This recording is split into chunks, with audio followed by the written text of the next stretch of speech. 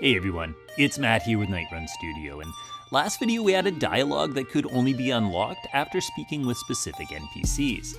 This time we're gonna take this a little further by making it so you have to visit specific zones or parts of a zone before a NPC will say what he's got to say. Let's go ahead and get started. So in our last video, we used our actor scriptable objects as a way to track which NPCs we've already spoken to. We're gonna do something really similar for locations. So let's go ahead and create a new folder here. We'll call this location SOs. And then we're gonna create a C# script called location SO. Okay, now the first thing we're gonna do is get rid of our start and update method. And then we're also gonna make this so that it derives from scriptable object instead of mono behavior. Next, we're gonna need a way to actually create these assets in game. So let's go create asset menu. And I'm just gonna use a simple menu name of location SO. Now we'll be able to use these scriptable objects to store all sorts of data, like perhaps you want to know what country this location belongs to or which nation currently controls it. However, for our purposes, we're just going to use two variables here. The first will be a public string called location ID. I might use something like beach11 or forest23, that sort of thing.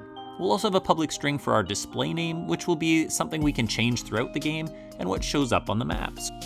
Now let's go ahead and create a couple of these for our testing here. Let's just call the first one the sandy beach. The name of the scriptable object itself won't really matter down the road. You can change those later. I'll give this one a location ID of something like beach11, but its display name will be the sandy beach. I'm then just going to duplicate it. Let's rename this one, and perhaps this will be the green hills. Again, we'll have a more standardized location ID like say hills11. But we can give it a more flowery display name. I'm just going with the green hills for lack of more creativity. Now that we have our scriptable objects, we're gonna need a way to track them. And for this, we're essentially gonna do exactly what we did in our dialogue history tracker last video. So I'm actually just gonna go ahead and copy the content of this, and we're just gonna adapt it. Now we'll just create a new C# script. We'll call this one location history tracker and open that up. We can replace our start and update method with the content of the history tracker, though obviously there's going to be a few things we need to change. First of all, we're using a singleton pattern here to ensure that only one copy of this ever exists in the game, so we do need to change the name from dialogue history tracker to location history tracker. Our awake method can stay the same, as that's just ensuring that the singleton pattern is enforced and only one of these ever exists. However, our read-only list is going to have to change to a list of location SOs, which we'll call locations visited, and we'll initialize that as a new list of location SOs. Similar to our dialogue history tracker, we need a way to record locations, and for this we'll just take in a location SO. And now anytime we take one in, we want to make sure that our locations visited has that location SO added to the list. We'll also just change our debug to reflect that. Next, we're going to need a way to check whether or not we have visited a location. We'll call this has visited. Again, it'll take in a location SO, and then we just need to return true if our locations visited contains that location SO. And this will likewise return false if we haven't visited it. Now we'll have two ways to track locations. One will be if we enter an area within a zone. The other will be when we actually move between scenes. Let's start with the first. So I'm gonna head over to my hierarchy and I'll create a empty game object, which I'll just call, say, location hill. I'm then gonna add a box collider to it, which we'll set as trigger and just drag into place. I'm then just going to actually have to create a script that we can put on this object. We'll call this one location visited trigger. This will be a simple script where we can get rid of our start and update method. And we're just going to have a serialized private field for the location SO, in this case, the location we visited when we touch it.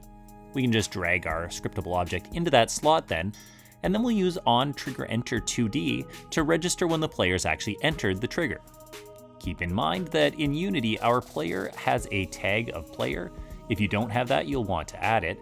And here we can just check if the collision game object, and here we'll use compare tag as it's a little bit more efficient than a simple game object tag equals check. At this point, if the player has in fact entered the trigger, we just want to talk to our location history tracker, and we're going to want to use its record location method. We'll then just pass this location along to it so that it can record that we've now visited this place.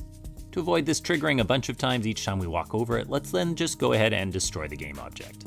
Let's add this script onto our location hill game object, and then just make sure that we actually put the green hills into the location visited.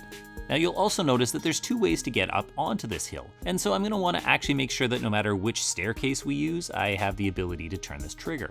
So I'm just going to make a duplicate of this location hill, kind of drag it into place, and then we'll also edit its collider so that it covers our other set of stairs.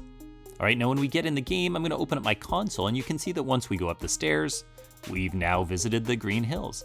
You'll notice that it did destroy that game object, however my other entry still exists, and so I can go there and it's once again visiting the green hills. Now this isn't really a big deal, except that what's happening right now is that we are repeatedly adding locations to our list. And while this will work, we're duplicating data, as we could ultimately at the end of the game have many copies of the same location here. This is actually really easy to fix. Just instead of using a list, which creates an ordered list that keeps track of which one came first and can have duplicates, we're going to turn it into a hash set, which can only have one entry for each item. And while it doesn't keep track of the order they've been added, we don't need an ordering system here anyways. To double check that this is working, in record location, we're actually just going to add an if statement. We'll say if location visited add. Back in Unity now, when we walk over the first one, you'll notice that our debug plays. However, if we go to the other staircase and walk across, we aren't getting any debug, and that's just simply because it already has our location in the list and doesn't need to add it again. Now, this duplication problem is something that could also happen with our actor scriptable objects in the dialogue history tracker. So let's just pop in there and make it so that this one is also using a hash set instead of a list, as we only need each entry of NPCs to be put in once. Next, we just want to make it so that we can also trigger this location visited whenever we change scenes. Now, if you've been following along, you've probably got something like this already, a teleport, which has a trigger collider that when you hit it, it calls a scene changer. If you're using some other method, that's totally fine, but however, we're just going to be using the collider here. And all we want to do is add our location visited trigger onto here and put the location in there. Now this will work nicely. As soon as we touch the trigger, it will register. However, there's a problem because right now our location visited is set to destroy the game object. And that could cause a problem if we destroy our scene changer before it is time to change the scenes. So here we're just going to add a serialized private bool called destroy on touch. We're going to initialize this to be true by default, as most of these triggers will probably want to destroy as soon as we touch them. We can then come down below here, and so if the player touches it, we'll register the location. However, we're only going to destroy the game object if destroy on touch is true. Now in game, we can look at our teleport collider here and make sure that destroy on touch is off so that we don't destroy the game object.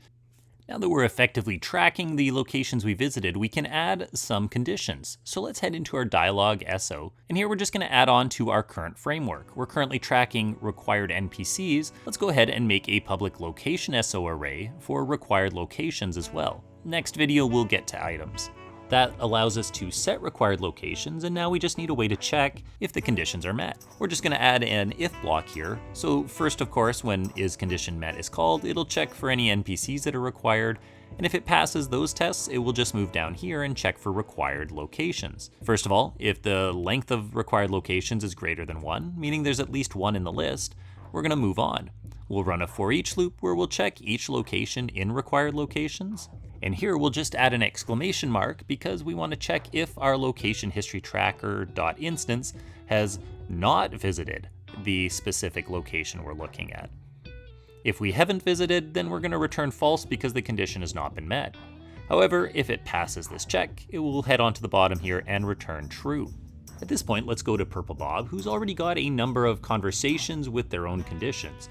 We can actually just build right on top of this. Let's go ahead and add another condition, and I'm just going to set it empty for now.